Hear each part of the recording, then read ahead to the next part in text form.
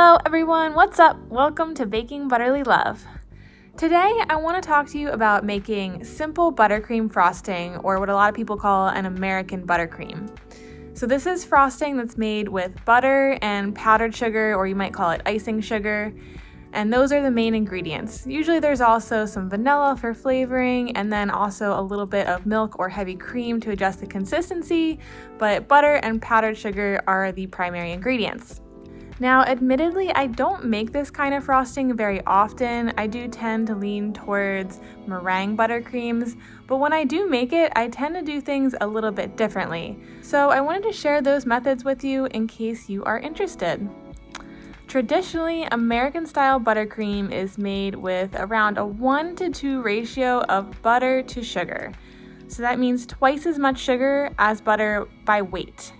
And I've seen many recipes that use even more sugar than that. This ratio creates an ultra-sweet frosting that holds its shape really well, which makes it great for piping. The higher sugar content also allows the buttercream to form a crust, which many people prefer for decorating purposes.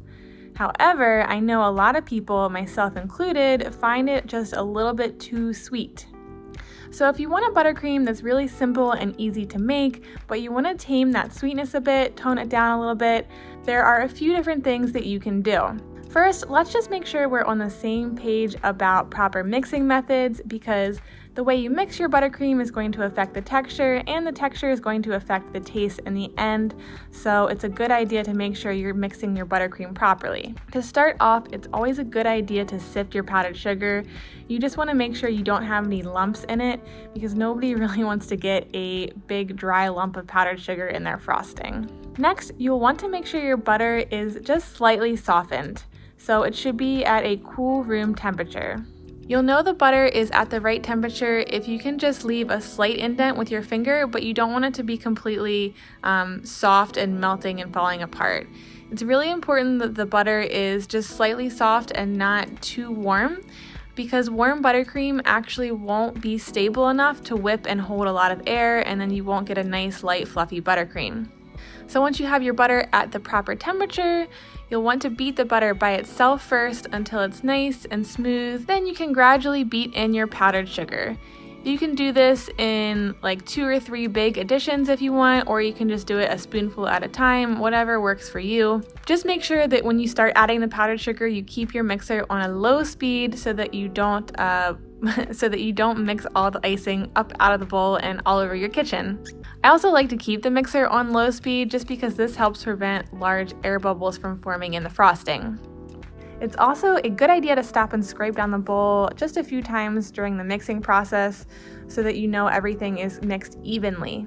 Once all of your powdered sugar is incorporated, you can add any flavorings you like, usually vanilla, and you can also add a bit of milk or cream to get the consistency that you want. So that's the basic mixing method. I know there are lots and lots of little variations that you'll read across recipes, but as long as you have your sugar sifted, your butter at the right temperature, and you get everything evenly mixed, you should probably be good to go. Now, if you want a frosting that's a little less sweet and a little more balanced in flavor, here are my tips for you. Number 1, use the best quality ingredients you can get. And I'm speaking particularly about your butter and your vanilla. Now, there's nothing necessarily wrong with the cheaper butter or vanilla, and I do use cheap butter all the time because I do a lot of baking. But if you have the option to splurge on some higher quality ingredients, you'll definitely notice a difference. And this is even more true if you're making just plain vanilla as opposed to a different flavor, where the vanilla and the butter flavors are really going to be the star of the show. So if you want to go for some higher quality butter, I would recommend trying to find some European style butter, which has a higher fat content. And the higher fat content means the butter is going to melt in your mouth faster, translating to a softer, silkier mouthfeel, which is delicious. And same thing for the vanilla. You can definitely taste the difference between real vanilla extract and the less expensive imitation extract. So just keep that in mind. If you don't want your icing to taste like nothing when you're making something with so few ingredients, the flavor and quality of each ingredient is that much more important. Number 2, play with the butter to sugar ratio. Like I mentioned earlier, most recipes for American buttercream will use a 1-to-2 ratio of butter to sugar or somewhere around that area. But there's actually no rule that you have to use so much sugar. So through trial and error, I have found that I like a 1 to around 1.5 ratio instead. With this ratio, the buttercream is going to be a little bit softer, but I found that it is still pipeable and it still forms a little bit of a crust. So if you want to play around with ratios and find something that suits your preference, you can figure out what you like by taste testing as you make your buttercream. So try starting out with a 1 to 1.5 ratio, taste just a little bit, and then add more sugar if you need it or not. And you might find that you even want to use different ratios depending on the type of cake you're frosting or other fillings that you might be using. So for example, if you're using a really tart filling like something with lemon, you might want a little bit of a sweeter buttercream. But if you're using something that's already really sweet, like say caramel sauce, you might want to back off on the sugar in the frosting. Either way, just know that you have a little wiggle room with the amount of sugar that you use. Number 3, use salt and acid to balance out the sugar. There's this common misconception that baking and cooking are two completely different skills, but I think that's just not true.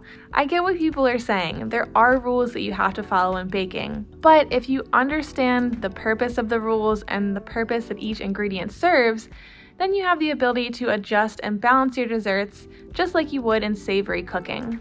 So what does that mean? That means using salt in your baking. It actually drives me crazy when people don't add salt to desserts. It's really necessary to balance things out, and it helps bring out the other flavors. It doesn't make your desserts taste salty. That also means adding a bit of acid, and that could be in the form of many different ingredients. I actually think that's why cream cheese buttercream is so popular, because the acidity or the tanginess of that cream cheese really counteracts the sweetness of all the powdered sugar. Now, if you're not making cream cheese frosting, there are a few other ways you can add a little bit of acid.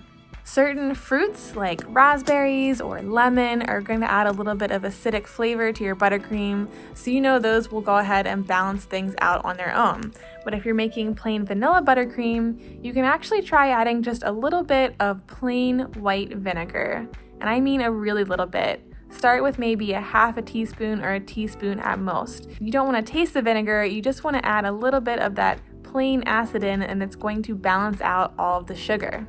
And there's another thing that I like to do instead of vinegar, which is to use Greek yogurt in my buttercream.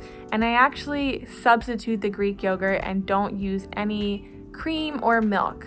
So the yogurt sort of serves that purpose that the milk or the cream would, in that it can help me adjust the consistency of the frosting, but the tanginess from the yogurt is that acid that I need to help balance out the sweetness. So those are my 3 tips for you on how to make your buttercream a little bit less sweet and a little bit more balanced. I did write out a base recipe that I use that includes the lower ratio of sugar and the addition of Greek yogurt. If you want to take a look at that recipe, it's linked in the description below, but definitely keep an open mind and be willing to play around with the ratios and ingredients until you find the frosting that's perfect for you. If you guys have more questions about making buttercream, different recipes, and different ingredients, leave a comment and let me know. I'll try my best to answer, or I might even make a video about it. Thanks so much for watching, and I'll see you in the next video.